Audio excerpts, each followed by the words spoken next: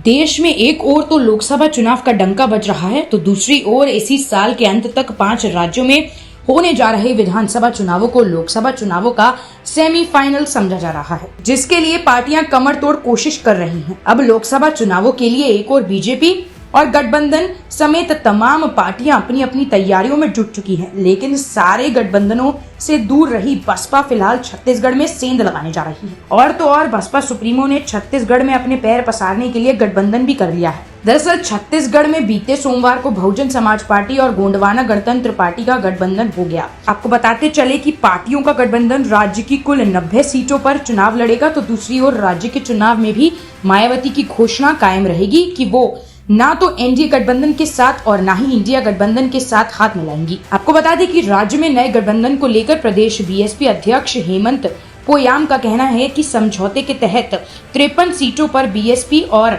33 सीटों पर जीजीपी अपने प्रत्याशी को उतारने वाली है, जिसकी घोषणा बीएसपी के राज्यसभा सदस्य रामजी गौतम और जीजीपी के राष्ट्रीय महासचिव श्याम सिंह मरकाम समेत दोनों दलों के अन्य नेताओं ने बीते सोमवार को एक संवाददाता सम्मेलन में की थी। हालांकि दोनों दलों ने इस दौरान गठबंधन की जीत का भरोसा भी जताया और कहा कि इस बार बीजेपी और कांग्रेस दोनों को ही राज्य से बाहर कर देंगे।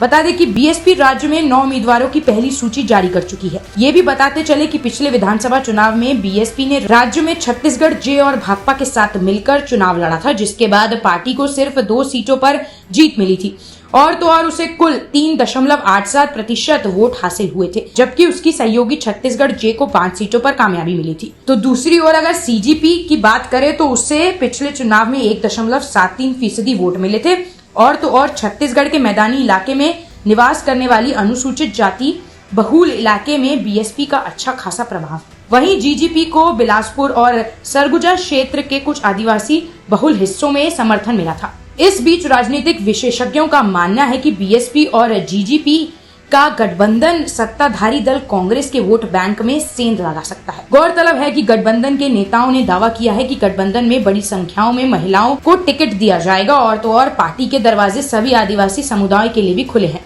साथ ही अगर गठबंधन चुनाव जीतता है तो किसी आदिवासी को ही राज्य का मुख्यमंत्री बनाया जाएगा, जबकि बसपा के छत्तीसगढ़ प्रभारी रामजी गौतम ने कहा है कि उनका गठबंधन न्याय दिलाएगा, साथ ही समाज के सभी वर्गों के दलितों, आदिवासियों, गरीबों के अधिकार के लिए लड़ेगा।